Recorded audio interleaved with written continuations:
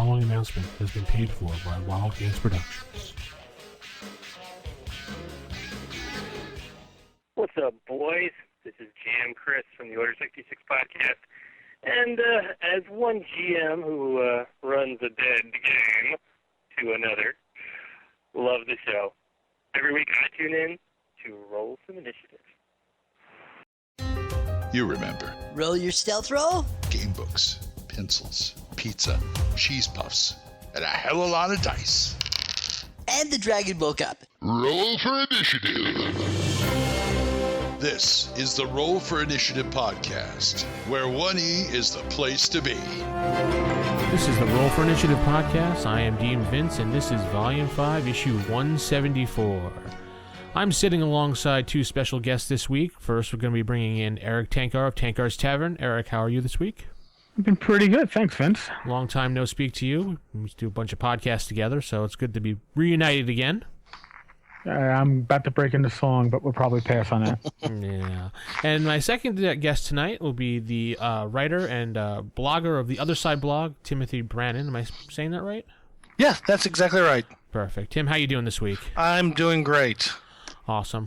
Well, we got a bunch of topics this week that, have been floating around the blog sphere and the Facebook. That's like an old person, the Facebook. But let's get on the Skype and talk about the Facebook. Exactly. Right.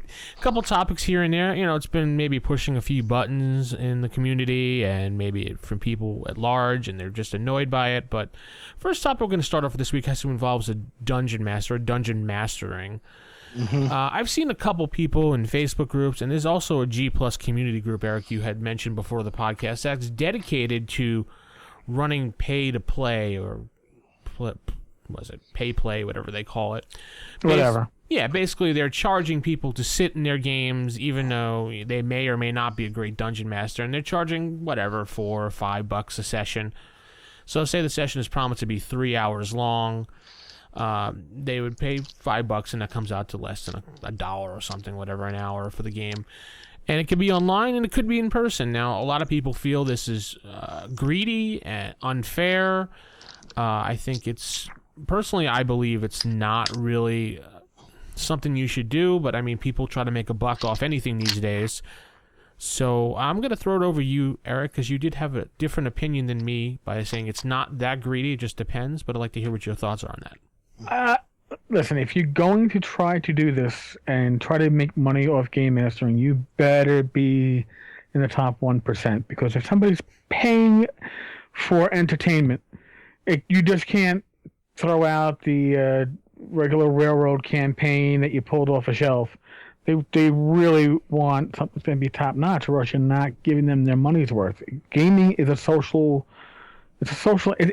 entertainment, and then if it's going to be pay to play, you're removing some of that social aspect, so you better bring something else to the table. Or something more to the table. That's my opinion. I think that 99 out of 100 people could not pull that off. Some may be able to. Maybe we're worth it, but the vast majority are going to leave a lot of disappointed people at the table, because they're going to be expecting a whole lot more if they're putting money into it. Oh, I agree. If they're not doing the bells and the whistles and taking the time to put some effort into their campaigns, I'm not paying the money. I don't care if it comes out to $1 an hour or not, but I don't think it's worth it in my opinion. I could see conventions, yeah, because that's a special event and it's a way for the convention to generate more money and to pay for your time at the convention to make up for some of the ticket prices, but I don't know. Like Gen Con, they'll give you money for charging for tickets. So, I don't know. Tim, I'm going to throw it over to you to see what you have to say about this. Well, I mean, I'm thinking back to the games I've played. So I'm going to come at it from the I've run a lot of games at cons, from Gen Con to some little local ones that I've participated in, even one that I organized myself. But I'm going to come at it from the point of view of the player. So I'm playing, let's say I'm paying $5. Mm-hmm. All right. So $5 to get in a game, 3 to 4 hours. That's still cheaper than a movie. Yeah. It's still cheaper than, a Red Box. I don't know if everybody's got Red Box around them. They're like the little DVD rental places. Oh, wow. So it's cheaper than renting that. So on that point, I'm like, that's not so bad. But, the tickets I spend at Gen Con are only $4 each for a game. Mm-hmm. And I'm thinking back to some of the games I've played with people I didn't know. So, going to Gen Con, sitting down, and I can only think of about a handful, maybe 2 or 3 even at best, that I would have thought, oh, that would have been worth paying $5 for just to sit in that game. Cubicle 7 has run some great games where I would have been like, yeah, okay, that was fun. I have done some others that, names I won't mention, and I was like, really? Not only do I wasn't that excited about it, I'm not that excited about buying your game. To me, convention games are supposed to be like commercials for the game. Mm-hmm. When I run games at conventions, it's because I want to let people know about this great game that I've discovered or found or written or got asked to run. And I typically, and then I'm sort of the opposite end. It's like, if you sit in my games, I bring dice and I bring prize support. And if I'm running something like Ghosts of Albion, where you only need a D10, I let you keep the D10 when you walk away. Okay. So, because, in my mind, I'm thinking somebody will look at that and remember, oh yeah, I played that game. That was fun. I should go look up that game and go buy it. And even though I don't get anything when people buy, Ghosts of Albion, but I do anymore. I mean, I got paid for it already, but I do get, I constantly get people emailing. I got an email the other day from a guy in Australia. He said, oh yeah, I played one of your games at Gen Con 3 years ago, and I just found you online. That was so cool. So to me, I mean, I don't know. I agree with Eric. The game has to be really, really special if I'm going to pay for it, but it's not the cost isn't the barrier. It's more of, yeah, but this better be good because I can get so much more out of games I don't actually pay anything for. Yeah. All right, so the two of you have played, say you've sat in a game, I don't know, online, maybe locally, you paid, let's say, about $6 for the game. Sure. And Eric, we'll start with you here first, and you walk away from the game and you just have a bad taste in your mouth and you feel like you've been ripped off completely. The DM was just completely lazy, the game was horrible, and everybody had a horrible time. Are you going to find a way to get back at this person, ask for your money back, try to help the person? How are you going to handle that, Eric? I'm probably going to walk away and never come back. Mm-hmm. Listen, 6 months, $6 lost. Yeah.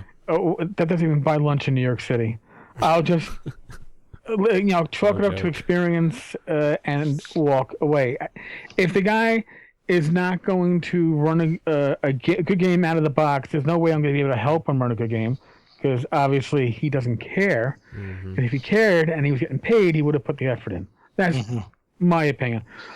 And that's the whole thing. If I was playing in a group campaign with friends or acquaintances or whatever from the neighborhood, and nobody was paying, you were just bringing your own chips or putting money into the kitty to get food and drink, and the DM had issues, maybe you pull them to the side and you find a way to explain how maybe you could pull this off better or whatever.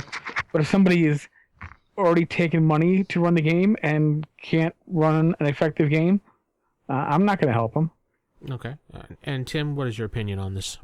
I'm kind of in the same boat as Eric, but I live in Chicago, so $6 won't buy me anything here. No. And but am I going to get on? Let me get to the other side of it. Am I going to get online and badmouth it? No, that's not me. I mean, I'll get online. It's like, man, I had this really terrible experience over the weekend with this game that I paid to be in, and it wasn't very fun. And then I'll probably go on with saying, I kind of wish they had done blank. Mm-hmm. And my point of view would be more along the lines of, hey, if you're going to do this thing, these are the mistakes you should not make. So I guess that's where I get, that's where my motivation usually comes in, right? If it's something I spent a lot of money on, well, yeah, then I'm probably going to go on. I mean, I've written some pretty terrible Yelp reviews too in the past, so I'm not above the bad review. But with the gaming community, we get so much bad press from fringe elements anyway that I don't need to add my displeasure of something extremely minor, and I would consider something like this minor, to the mix. Because maybe there's somebody out there who is charging, who is fantastic. Mm-hmm. And maybe I will never, ever, ever run into that person because they're on the other side of the country. But somebody on the other side of the country could read something I post and then maybe not, participate in that guy's game. And I've robbed them of a potentially very good experience just because of one other dude doing something dumb. Now, if you happen to be online, Tim, and you saw this same guy advertising in, say, some of the forums, how he's a great dungeon master, I'm an awesome this and that, and you remember your experience, do you say anything to warn other players, or you just kind of blow it by and say let them figure it out themselves? Again, I mean, I'm kind of, I don't know. I guess it's because I've been around long enough. I know that anybody can have a bad day. Mm-hmm. Maybe he's just off that day. I mean, I talked about Cubicle 7 and how the good games they've run, right. And I've showed up to Cubicle 7 games at Gen Con, 8 o'clock in the morning, only having an hour worth of sleep and still hungover. And so I knew that if they were writing a review of me as a player, they're like, that Praning kid, he sucked, man. He barely did anything. He was playing an ogre. All he had to do was smash stuff. But, if somebody has a bad day, yeah, I get that. If they go on and on and on about it, I might say, hey, dude, have you worked out these issues? I might send them a private message at something, but those usually don't go over as well as I think that they might. No. And Eric, what about you? I mean, I didn't ask you that question. If you saw the advertisement online, how the guy was bragging, and you remember your experience pass by, or would you say something? I think it depends on where he's bragging. If he's bragging in a community that I am active in, yeah, you're active. You're active. And these are possibly my friends or online acquaintances that are going to get caught up in this. Yeah, I might. I don't know how harsh I'll be in my assessment, but I might bring up some deficiencies that occurred prior. If he is somebody who's like spamming, I don't know, 2 or 3 dozen communities between Facebook and G+ and God knows where else, I might blow a spot up. I don't know. It depends. It really depends on how bad he was and how bad the... I don't want to call it spam, but whatever. How much he's really bragging and how much he's throwing it out there is what you're saying? Yeah, and how far disconnected it is from the truth. I don't see a problem, personally, by jumping in there and just giving a simple review of your experience just so other people can learn or view that experience, I should say. Mm-hmm. I don't have a problem with that. I mean, as long as you're respectful and be like, oh, he's an a-hole, the guy didn't know what he was doing. I mean, if you can say, you just listen up, folks, this was my experience with the game. The guy could have been having an off night, but just I want you to keep this in mind before you start forking over your cash. I mean, not everybody has a lot of money. There could be those kids out there that are just starting in the hobby. Maybe they only make, McDonald's wage or whatever. Not $15 an hour, by the way. McDonald's wage, and they have, not enough spare cash. And here they're going to throw it to this guy because they want to learn how to play a game. And maybe it's not that good. It's just a good idea to possibly say a little something, I think. Again, the whole fact that he's asked, or he or she, is asking for a monetary compensation to run a game changes that whole equation. Because if they weren't asking for money, you'd be like, you know what, if somebody loses 3 or 4 hours of their time playing with this guy and they realize it's not for them or whatever, tastes differ, that's fine. But once it suddenly becomes, people have money invested in this, then it's a different equation. Right. Yeah, okay. All right, so we're going to move on real here to another topic with dungeon mastering, and I'm sure you guys have both seen this. In plenty of places, there's actually a couple websites dedicated to it, but I'm not going to put their links up. I do not support dungeon masters that have these, well, you can spend yada yada time with me and I will show you how to dungeon master because you've never played or dungeon mastered before. I really honestly do not feel that is appropriate and in the spirit of the hobby of continuing from generation to generation to be charging people to learn how to dungeon master. Sure, if you want to write a book, by all means, write a book. That's fine. But charging people per session how to do, I just think is just basically why don't you just give your entire salary over to somebody, because I think it's a ripoff. That's just my opinion. Everybody knows I'm an opinionated a-hole. So, yeah, you can laugh, Tim, all you want. You know it is true. That's fine. We all have our opinions, and that's perfect. But anyway, so I'm going to start with you, Tim, since you spoke up there. How do you feel? I'm sure you've seen these ads all over the place. Yes, these I websites. have. What do you think? On one hand, I admire the chutzpah of anybody who will do this, but I have to scratch my head thinking, how in the heck do you honestly think you're going to get somebody to pay you for this? I mean, I've gone into schools when my kids were little and they were in elementary school.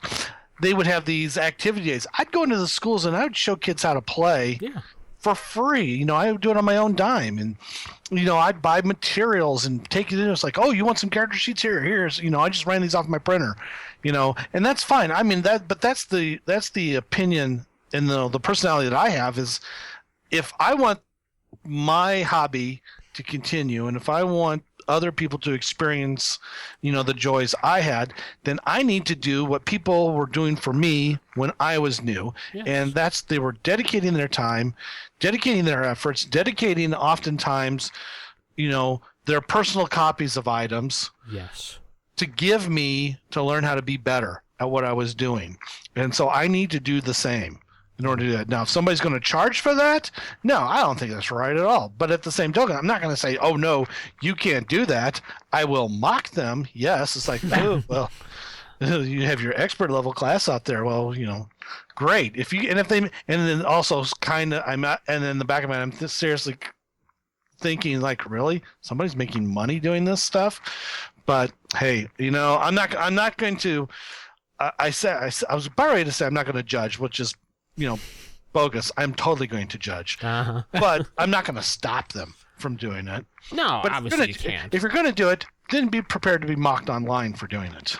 Oh, obviously. I mean, these people mostly get mocked by almost probably more than half the community by saying, oh my God, I can't believe this, but they get away with it anyway. And there are people that will shell out money because they're so desperate to learn this game. Like I said, I don't have no problem with someone writing a book that's like a Dungeon Master's dummy guide or, how to Dungeon Master. Just it's one-time fee. The person, buys the book, they read it, they have questions, maybe they could follow up with the author, but I don't see pay per session learning like you're sitting in a class. This is what you do. This is what you do. It's just so many scenarios that those lessons can go on for a year before the person knows anything. Well, and writing a book, too, that's still being done at cost because, let's be honest, there's nobody out there is ever going to write a Dungeon Master's book that is going to be universally accepted by everybody in the hobby to where they are going to make enough money to make it worth their while. I mean, there's a handful of books I can think of off the top of my head. I seriously doubt that anybody, when they take the time that they went into researching and writing and editing and then doing the publicity, that they either broke even or made better than minimum wage. Right. And there are some books I remember that were written by Wizards of the Coast that people hailed as really good. I believe it was the Dungeon Masters 4th edition Dungeon Masters Guide, like the second book or something they wrote. The DM's Guide 2. Yes, that was 4th edition. The DMG 2 for 4th edition D&D is a good book. I mean, not perfect, but hailed. It's not as perfect. A good book. But take out the crunch and just look at how it talks about the management of the game, and there's a lot of good things still in it. I mean, I did not get rid of any of my 4th edition stuff because there's still things there that I like to mine. And I will probably never play the system again, or if you ask my kids, we will absolutely never play the system again. There's still some things in there I like, and it's still worth it. So the money I spent on that, yes, it is still worth it to me today. Also, the Pathfinder or Paizo Game Mastery Toolbox, I believe it's called, or Game Mastery. They wrote an excellent one, the smaller box set one, and then they followed up with a larger book itself. And those have some great resources and tips for mining for any edition of any game. Right. So, but they're not, obviously, like you said, it's not widely accepted by everybody. It's not a perfect book. It's never going to be perfect. It's just there to give you ideas, and that's it. They did their job. Well, for example, I don't like the Pathfinder book as much as it sounds like you did, nor did I like it as much as I like the 4th edition D&D book. And I do love Pathfinder. I've written a lot for it. I've played it. Yeah. I just didn't find that book as useful to me as the other one did. So there you go. Yeah, exactly. Point made. But don't get me wrong, I really don't like 4th edition. So. Well, that's fine. And Eric, since you've been so quiet there, what are your thoughts about this? Well, it depends. I mean, when I say it depends, the only way you can learn how to be a writer is to be a reader first. Right. Now, you have to learn how to read. In the case of my wife, Rachel, when we went to North Texas in 2014, she knew about role-playing because she was married to me, but she'd never really played in a game. So the first game that we played in together was Time Master, run by Tim Snyder. I chose a system that very few people at the table were going to know how to play themselves. So she would go in as a rules novice and a role-playing novice, but that she wouldn't have to learn like both. I knew Tim was going to make the system nice and easy for everybody who was new to it. She wouldn't feel she was the only person that didn't understand the system. And then she could learn to role-play by experiencing the players at the table, which is what she did. Mm-hmm. And needless to say that by the time I think Friday rolled around, she told me we're already coming back for 2015. It's a beautiful thing. I think that if you're going to charge somebody to learn how to role play, some people are never going to learn it because it's just not in them to play games like this. Right. And if you charge them for it, now they're going to be the ones that are going to get all PO'd that I paid good money and I still don't understand how this stuff works. You know what? How do you charge somebody to learn a hobby like this? It's you learn it because you want to be a part of it, and you teach it because you want to add people to it. So the whole paying to play is such a slippery slope. Yeah, it's something that you can easily fall down a cliff and never come back from. Wow, what are you going to do? Moving along, we're going to another topic here that's near and dear to Eric's heart on his blog. Oh, bad fans. Yeah. We're going to talk a little about Patreon and Kickstarters in general. I'm definitely going to go to the king of crucifying Kickstarters on his blog, Eric. So let's start with Patreon, first of all. It's a great resource. It's perfect for podcasts, authors, maybe even DMs for that matter, for releasing material. Every month you give a few bucks. The author promises more stuff every month, and you can easily back out, jump in whenever you want, and you get the material. You don't get the material, you back in, you back out. Perfect. Now, a lot of podcasts do, including my podcast, do have a Patreon ad. I try to keep it small and simple. 10 seconds to 15 seconds, one thing. If you don't care, you just let it go and you keep going. You pledge, that's great, awesome. But then again, you get these people who sit there during their show and they'll be talking about a topic and they'll be like, hey, speaking of, why don't you go over to our Patreon and support us by spending $5 and get a Silver Dragon level? Because is it overdoing it or is it warranted? Eric, what do you think? Another slippery slope. I think less is more, especially when you are, in effect, I guess, pimping yourself. Mm-hmm. And since podcasts are released on a regular basis, people are going to be hearing your ad on a regular basis anyway if they already listen to your podcast. Right. You don't have to hit them multiple times in the same podcast for them to hear it. It's short and simple, to the point. Link it on your webpage. I think that's really all you need.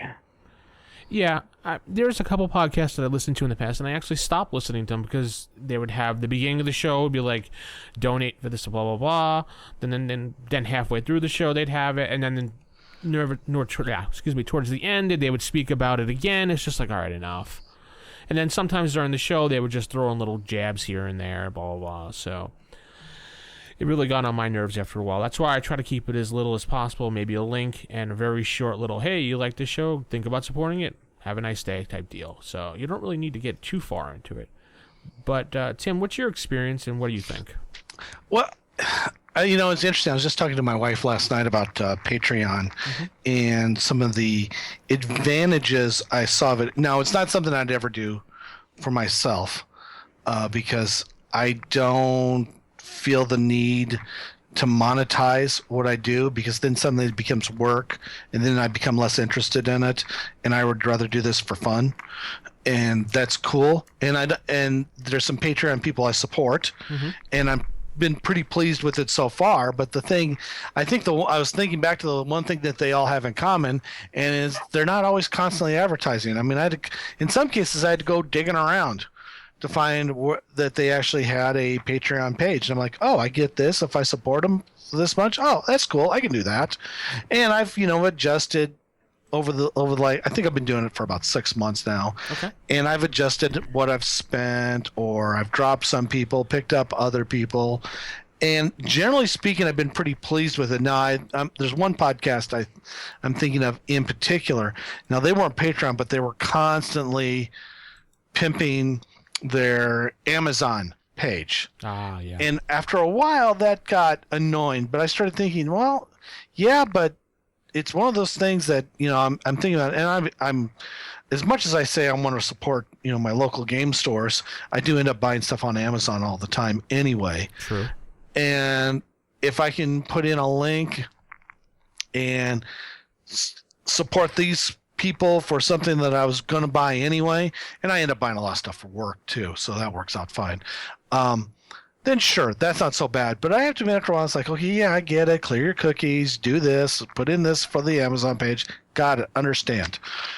Like I've got an Amazon link, but only for books I've actually read, and I thought other people find it interesting on my site. I never pimp it. It just sits there in the corner. I think I've made 3 cents total, which in the long run is less than nothing. Yeah. So Yeah. I suppose it's 3 cents still, and maybe in 20 years it'll be 6 cents, and that'll be great. Yeah. Which will still buy me nothing. But the ones that are constantly going on and on and on about it, that does sort of smack a little of desperation. And at one token, I'm like, part of me is like, maybe if I just give them $1, they'll shut up. And then I start thinking, nope, don't want to encourage them. And then the podcast better be good to start with before I even begin to think about supporting it on Patreon. Right. And there's a few, and then of course I start thinking, well, I'm already spending X amount, so if I'm going to support this one, I probably need to drop this other one. I like to try to keep my game playing expenditures at a budget. And I start thinking, well, if I'm supporting this, I can't support this. Right. So, Right. Well, I have to admit that my Patreon backing ranges between $30 and $40 a month, I think, on a average month, which surprised me once I realized it, but I do back a lot because there's a lot of creators out there that make good stuff I'd like to really support. Well, in all fairness, Eric, a lot of your funding just comes from the community anyway, based on your Patreon yourself. Yeah, you so say it a just certain goes back. percentage. I think you call it kickback or something. Yeah, or? I kick back. Boy, I was talking about kicking back like 5%. I think I'm kicking back like 30. Yeah. But I've even the money I make from the RPG now referral sales, most of it goes right back into certificate giveaways and stuff like that. But it's just a hobby. Yes. If you're making more money from your hobby than possibly enough to keep you in gaming books, God bless you, because you've done something that maybe 1 in 1,000 can do. I mean, James Spahn is very successful with his White Star game, and trust me, it's nowhere near enough to let him quit his full-time job. No.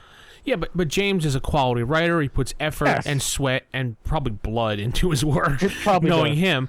But he delivers. He makes the project. He throws it up. It's not like it's a piece of crap and everyone's just like, duh, I wasted like $10 on this. No. Right. You pay the $10, you're like, holy crap, I'm only paying $10. I better tell people about this. Well, yeah, and with James too. I mean, not to pick on him for anyway, but I think he's a good example. You buy one of his products, you tell him, "Hey, I just picked this up." He talks to you afterwards. Feels like, "Oh my God, I am so happy you bought this." It's almost like you're the only person who bought this. As far as in his interaction with it, it's like, that's not the truth, but at the same token, it's not just blood, sweat, and tears that he's put in. He puts in a lot of enthusiasm into what he does. Yeah, he does. He puts his soul into it, and that makes a huge difference. So if he came on and said, "Hey, can you support my Patreon?" I'd be like, "Yeah, sure, why not?" Yeah. Okay, so anyway, moving on real quick here. Kickstarters, man, we didn't talk about that really. We just talked about Patreon. But Kickstarters, I think it helps the hobby for the long run, but I think a lot of people get over their head most of the time with this. They have these big, grand ideas, and then they feel like they have to do more and more and more as people are funding it. I think they should cut it off at a certain point if they want a certain amount of money, and if it goes over that amount of money, that's great. Wonderful, you thank the people, but you got to stop with the phases and keep boosting it up and boosting it up. That's what's killing it, in my opinion. Eric, you're very, very, very critical on your blog, and I don't mean to point you out here, but you are. We all know. Give us your thoughts vocally to all the listeners out there. I mean, we've seen it in words, and we've seen the cursing, we've seen the screaming, and we've seen the making fun of. Let's hear it directly from the horse's mouth. Surprisingly enough, I think that Kickstarter, if you're a small publisher, I don't think Kickstarter should be your first step into the hobby. You have RPG Now, you have self-publishing, print on demand. I think that should be where you learn. Watching people who've done nothing in the past and their first project is on Kickstarter scares me. I'm also surprised that I'm changing my opinion on certain things. I know some people get very upset when they see larger companies like Frog God doing Kickstarters. They're too large to do a Kickstarter. Well, you know what? It allows them to put the product out there without the risk of having dead books sitting in a warehouse for years. Mm-hmm. They know what the market is. They know what the demand is for their project, and they can make sure they're not going to lose money on it, and they deliver on time, and they deliver a quality project. So for those naysayers that think that the big companies should not be doing Kickstarters, it actually helps the hobby in that sense. For the smaller publishers, if you don't have the business sense behind you, it can kill you. Well, not literally kill you, but it can kill your whole advance in the hobby. There are so many people. I'm not going to name names, but there's multiple people in our hobby whose careers have ended effectively because of Kickstarters that succeeded beyond what they initially expected, and that success has led to that failure because the scope went beyond anything they expected. I have a good friend I spoke to who has been thinking about kickstarting a project, and he actually said to me, I need to find a way to limit the amount of money and extent that this would go, because if it gets too large, it will consume itself. Yes, Donka, if it gets too large, it will consume itself. Yes, Donka has decided to get involved in this podcast. That's normal. Yes, at some point we always have to get to Donka. Yeah. But, that's the scary point. That's the point where it gets scary. If you're not used to that, people who think this money coming in is their salary for a year. Mm-hmm. Tim, what's your advice to Kickstarters out there and how to get started, how to be successful? I think what I've seen in the past is people get in over their head. They start the Kickstarter, and I've seen this more often than not. They say the writing is done, and they get down and they start going through all of their notes or whatever, and realize, I've got 30 some odd pages of handwritten notes, which translates into about 5 pages of text, and I'm promising a 160-page book. Whoops. Yeah. So I think if you're going to do Kickstarter, regardless of where you're at, and I largely agree with Eric on everything he says about who should be doing these things. Just make sure you've got your act together. And if you've never done a Kickstarter before, don't promise anything huge. The value I see with Kickstarter is not only just keeping that dead tree product from dying somewhere, but here's a good example. I drove by the old Mayfair Games several years ago up here in Chicago, and they still have pallets just loaded full of Chill second edition books. Oh wow! That they will sell you at cost.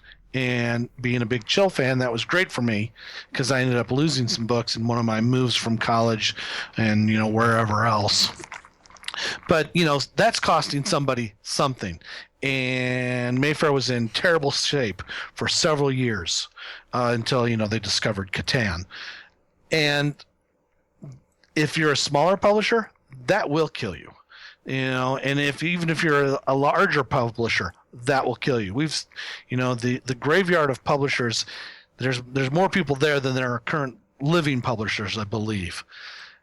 And Kickstarter will help you figure out what your market's going to be, get those initial print runs paid for.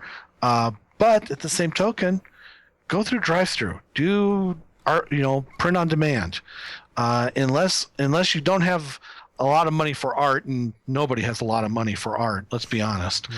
And to get yourself going, I would try to avoid the Kickstarter as much as possible. The other issue I have with it, and this, is probably a little closer to home, I find myself looking at Kickstarters all the time thinking, oh man, I really want to support that. But I have to temper that with, yes, but if I buy it here, I'm not buying it at my local game store.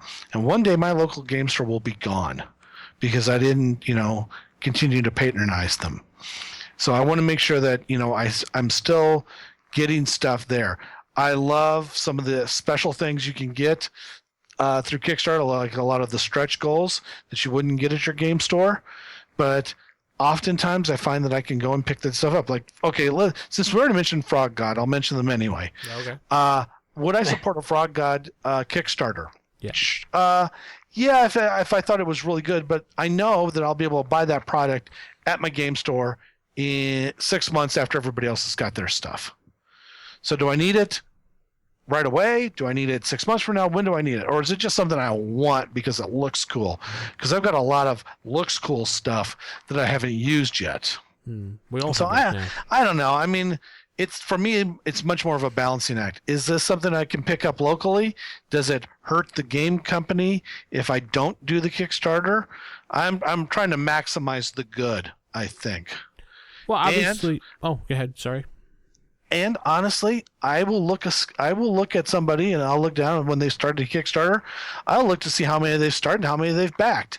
If they've started 9 and backed none, then what are they contributing to the community? What is it? Good point. Good point. Yeah. Or if they're starting 1 and backed none, what do they know about Kickstarter? Right. Well, everybody has to start somewhere, Eric. So yeah, but usually you hope people have backed some things on Kickstarter to see how the process goes before they start. Right. Good point as well. I mean, some people maybe they don't. Yeah, you're right. They should probably at least get the ear to somebody, check it out, listen, maybe donate a few dollars to see how the whole process works and to make sure it goes through successfully before they jump in and do their own thing, so they don't end up on your blog and. Oh, man. There's some good critical ones you had on there, Eric, especially the guy without the shoes in the video. That was classic, yeah. Folks, you just have to look over Eric's blog under Kickstarters and just view the one with the video of the guy sitting on the couch in his socks without his shoes on. So, yeah, no. That was really classical, Eric. I try, man. I try. We love you, Eric. Don't worry. Thank you. So, I mean, Tim, you did touch upon something that a lot of gamers fight over, and I'm going to throw this topic in as a real quick topic ad here, and it is supporting local versus Amazon. Now, I understand supporting your local shop is very important, and the less you support it, the quicker you're going to run them into the ground, and they're going to go away.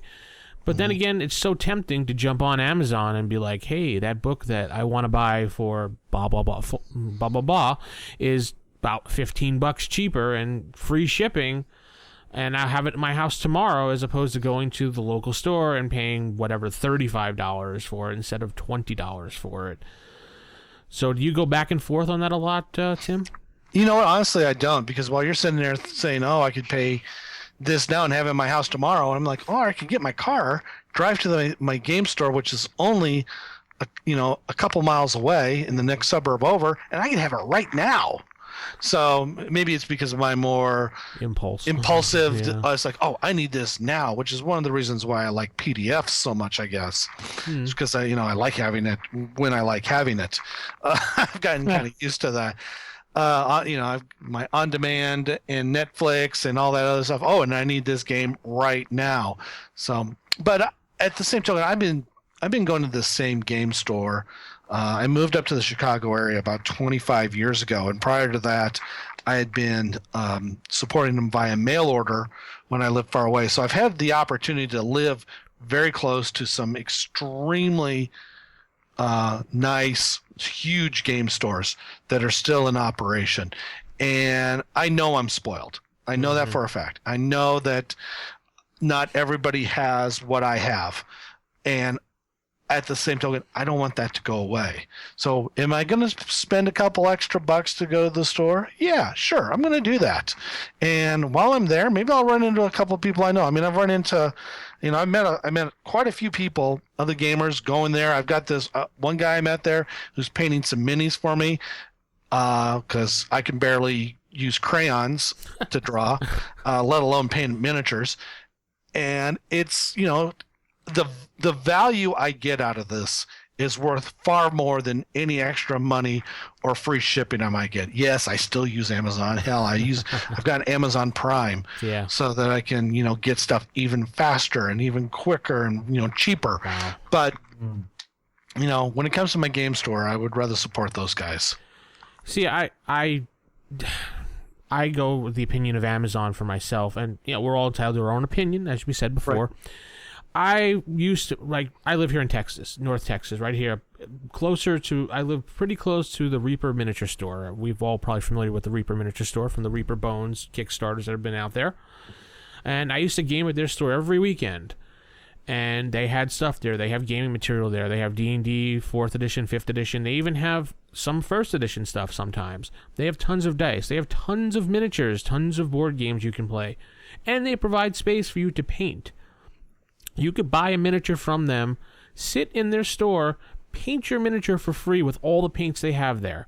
Take as much time as you want. They don't care. That's how they work. They'll let you go into their gaming room upstairs and play a game there every weekend. They even sell food and snacks. I stopped going there because I really didn't support the store other than playing games there. And I felt that if I wasn't supporting the store by buying stuff from them as opposed to Amazon, I shouldn't be using their store and frequenting their store. So that's the reason I stopped using that. I don't know, Eric, what is your opinion on this whole matter? The funny thing is, I'm in New York City, and we have a dearth of gaming stores. Of legitimate ones. I think the Complete Strategist is really the only one that is a legitimate gaming store that I can get to easily. And when I say easily, I mean hopping on the subway for 45 minutes, which... I make that trip maybe 2 or 3 times a year with Joe the lawyer up in Connecticut, and we buy games and then go across the street and drink tap beer and eat food and game. Yeah, not even games. Just talk about the wonderful stuff we just bought.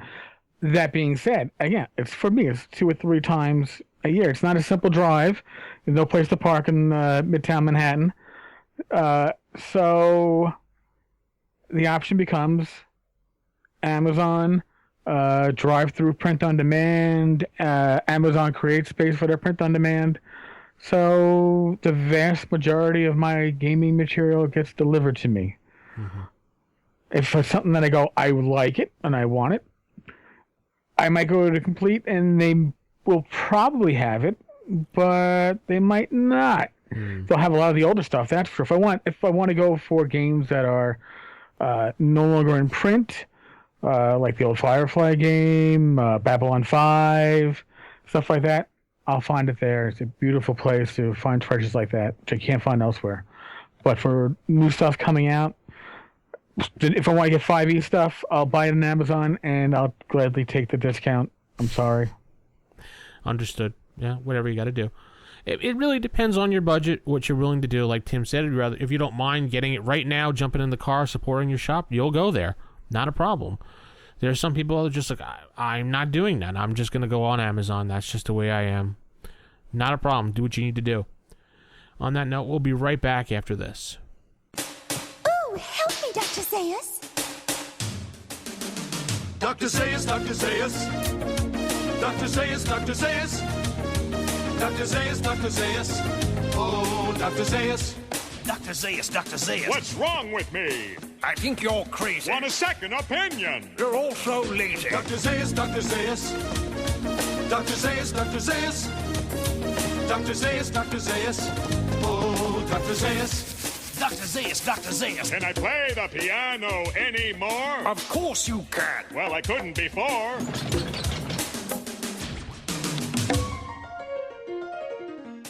This podcast is brought to you in part by a not very generous grant from Lesser Gnome, publisher of quality role-playing games since last year. Gnomes value high-minded programming just like you. Learn more at their website at www.lessergnome.com. Are you enjoying the show you're listening to right now? Want to help support the show? Why not head over to the Patreon site, patreon.com/WGP. That's patreon.com/WGP. And help support the network for as little as $1.50 a month. That's right, $1.50 a month goes a long way. Thank you. Okay, we're back, and we're going to touch on our last topic this week. And our last topic of the community forums versus social media platforms. Which one do you consider more helpful versus less informative? Which one would you go to first? I'll start with you, Tim, since you hadn't said anything in a few moments here.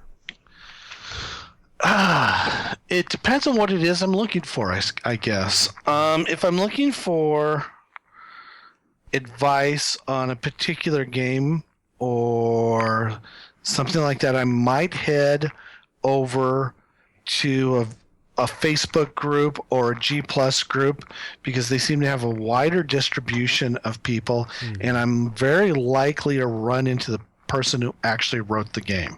True. Plus, as these are, I call these are fairly platform neutral places. So, and by that I mean they're not blogs and they're not message boards, which have a very solid platform point of view. And I can usually get the not maybe the opinion I'm looking for, but the answer I'm looking for from some people. Or if I'm like saying, hey, I need a great game set in Elizabethan England, and my Google searches come up dry. Does anybody know anything? And I may hit a couple old school groups or a historical group, or I actually run a Victorian gamers group on Facebook as well, where we talk about all sorts of Victorian games. But it, there's a wide variety of what we'll also talk about, and it's it's pretty, open. And I can usually find the answer I'm looking for, or at least get pointed into the correct direction. I find that blogs, despite the fact that I have one, and message boards tend to be far more platform. They who's ever in charge of them, their point of view sort of holds true throughout everything. So I'm not going to go to Ian World and ask for a Victorian game if I'm not interested in something that's D20. If I want to look for something that maybe uses basic role-playing system from Chaosium, I'm not going to go there because I'm not going to get the answer I'm looking for. Nor should I even try, to be honest with you. Should I go to RPGNet? Yeah, but I find lately that the signal-to-noise ratio there is pretty bad. There's a lot of talking going around, but not necessarily the topics I'm interested in. Yeah, it's not for everybody. Understood. Yeah. So I don't know. I was going to say. I think that answers where. So I tend to go to places where there's more a larger variety of people, where the thing I'm looking for, and I'm usually if I'm going to these groups for any information, it's usually because it's something fairly obscure that I don't remember or only slightly remember, and a Google search hasn't helped me at all. So do you think the social media platforms like Facebook and the G Plus community are kind of killing the message board / forums, or it just depends on the issue? I wouldn't say that they're killing them in a sense that these kinds of, I think these mediums were dying out anyway. And Facebook is easy. Yeah. I mean, it is so easy. I mean, I've got people from work I connect to. I have other groups I'm interested in. My family's on it. So adding another area of interest of something I can look for is easy. I can do it. I can just talk to those people. They're there. And like I said, half the time I can talk to the person who actually wrote the game. Sure. If I want to, if I've got a question about, Redbox Basic, I don't have to go to, the masses. I can go right to Frank and ask him. Yeah. And figure it out. Yeah, I know he's on plenty of boards as well, and I might get a better quality answer, but I'm also going to get a quicker answer here. I guess if we've determined nothing else, I'm all about the instant gratification in this. So. Nice. I think you would probably get a quality, quicker answer from Frank on Facebook than you would get in the forums, because it's, I don't know. I've spoken to Frank many times on Facebook versus the boards. Yeah. And when I ask him a question, boom, there's the answer, like you say, instant gratification, and it's usually well thought out because it's Frank, of course. Right. And it's perfect. If I do it on a message board, it might be 2-3 days before he gets to it, and then he'll give me an answer. But if I want to follow up, there's no instant gratification again. You ask a question 2-3 days later when Frank's busy, so he may not get on the boards every day. Mm-hmm. Well, and then I've got the other issue I've got going on in my life is quote unquote game sites are blocked at work. Well, that's So I can get onto my own blog, interestingly enough, and read it, but Eric, I can't get to yours. Interesting. I can get on RPG Now, but I can't get onto DriveThruRPG. That's weird. And I know the guys I know the IT department who's doing it. I know why they're doing it, so I'm not going to argue with it because I understand the reasons. It's just that sometimes the choices seem a bit arbitrary. Yeah, that seems odd to get RPG Now, but not DriveThru. Yeah, and if I really want to see, it's all in of course the one bookshelf is all PHP, so you can change the some of the tags in it, and I can go to RPG Now, but make it look exactly like DriveThruRPG. That's fine. That's not the big deal. It just have blocked certain sites, and it does make kind of like if I want to know. So here, no, this is actually a very salient example, Eric. If I want to know what's going on in your blog, right? If I'm there during the day, the only way I know about it is by your posts on Facebook. Really? And if I see something, I'll tag it so that when I get home at night or whatever, normally I do my blog reading in the morning, I will read it then. So I'm usually like a day late to whatever conversation's going on on your blog because I have to check it the next day. Oh. But so the fact that you are posting it to Facebook has been extremely helpful to me. Now, at some point, you got to ask yourself, well, why not just move the whole thing over to Facebook?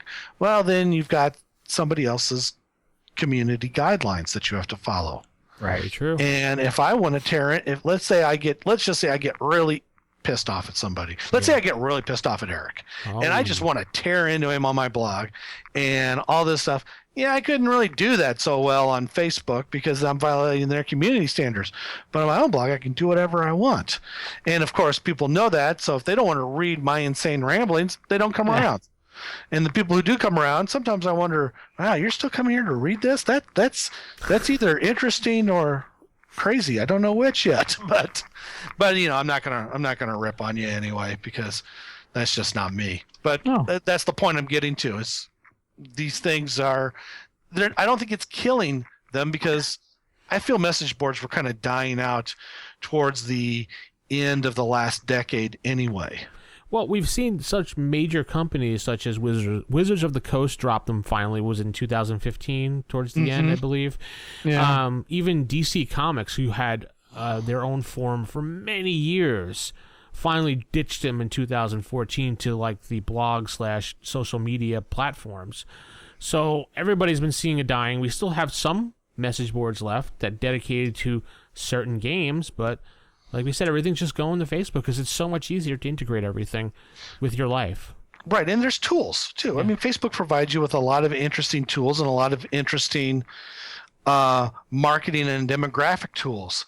So if I want to pay for a post to get promoted on Facebook, and I have before, I know who's seeing it. I know how far it's reaching.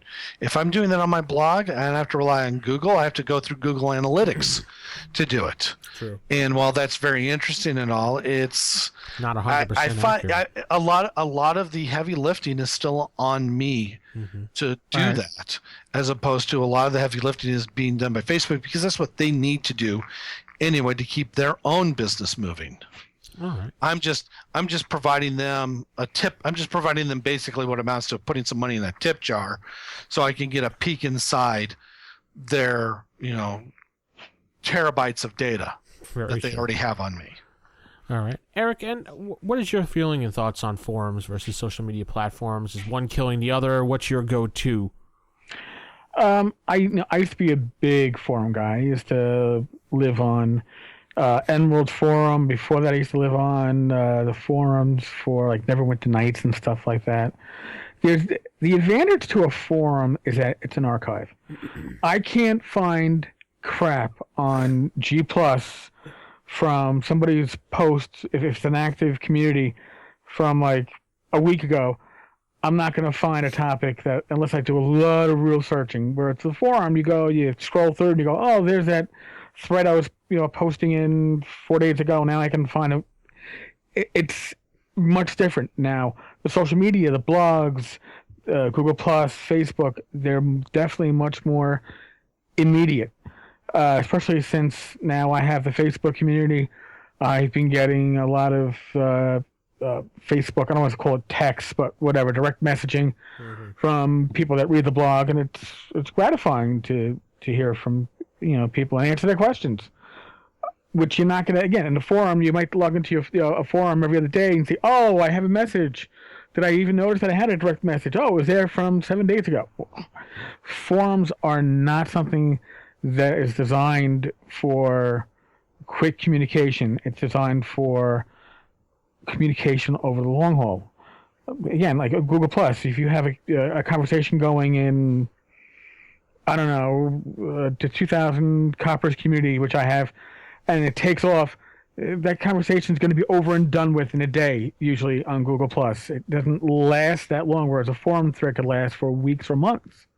Yeah. It's different because, again, forums are for not instant gratification. It's a long-term communication, and it's an archive. Social media is instant gratification. A lot of times it's instant answers to your question. It's immediate, which is a wonderful thing, too. I don't complain about that. But, yeah, I find myself... If you look, I have N-World right now on my computer. I'm looking at it, and it used to be when you logged into N-World, you logged in, and boom, the forums were right in front of you, and you saw what the activity was. And now you go in, and you log in, and you go boom, and it's Morris's daily RPG news updates because he's turned the front page more into a blog, more immediate. He's adjusting with the times. Thousands of ads and. I'm not going there. N-World always takes a long time to load up. I'm not sure if that's the servers or just the amount of graphics they have on it. I don't know.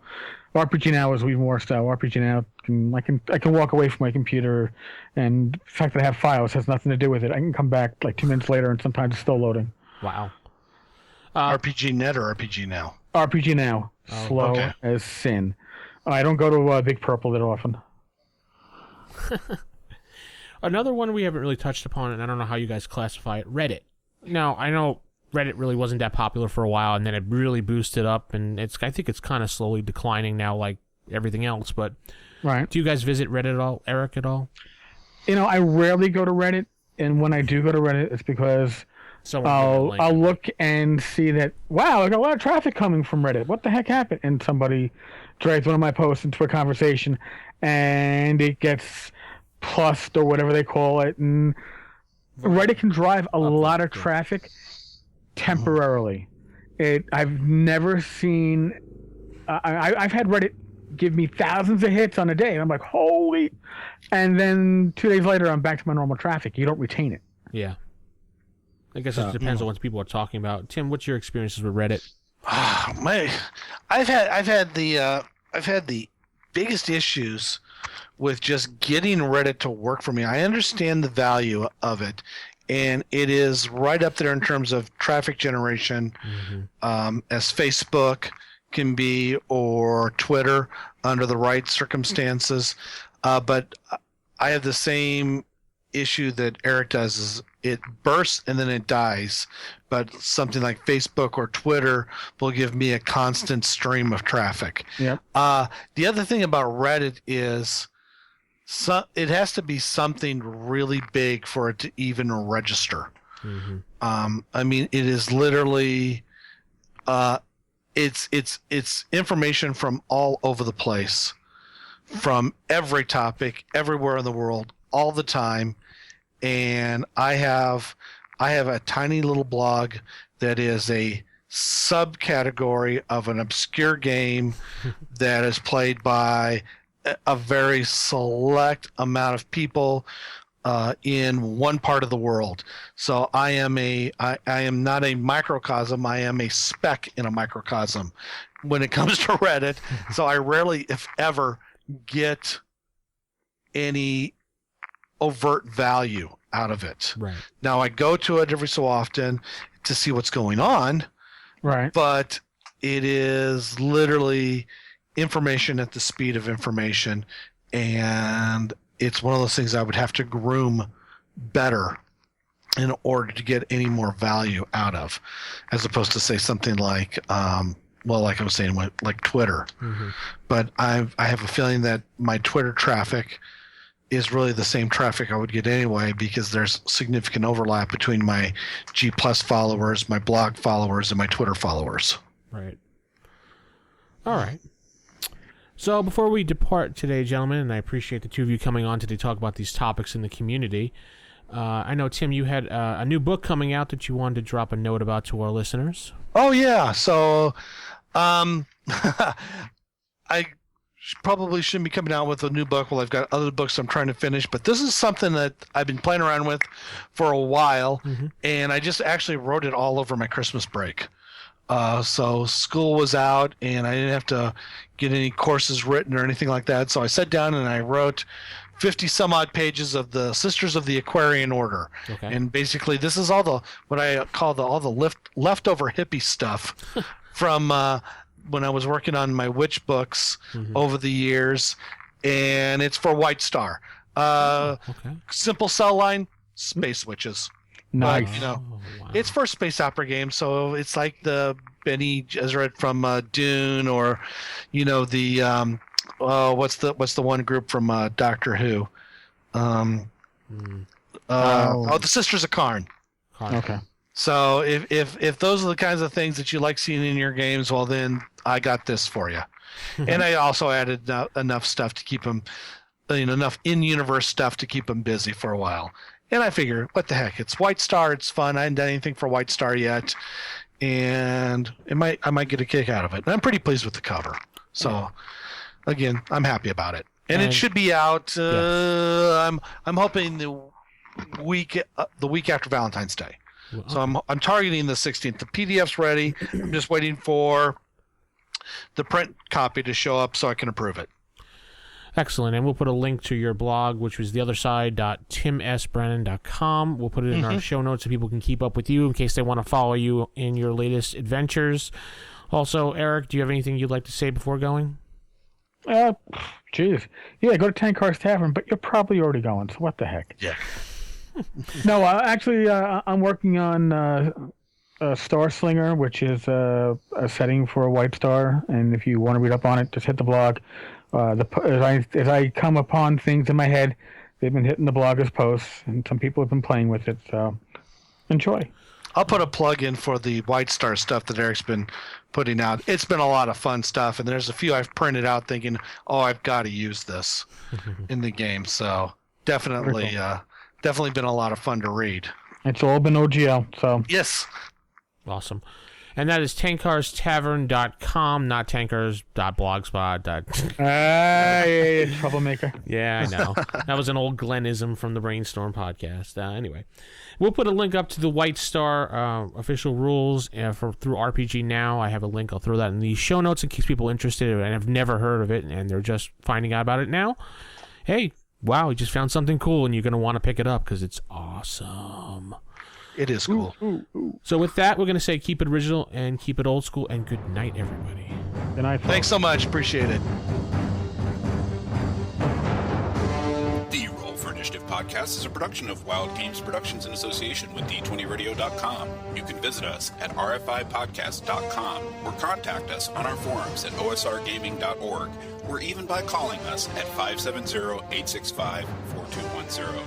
This podcast is produced for entertainment purposes only. All other uses are prohibited. And remember, if your magic missile spell doesn't automatically hit, you're playing the wrong edition. Thanks for listening, and we'll see you next time on Roll for Initiative.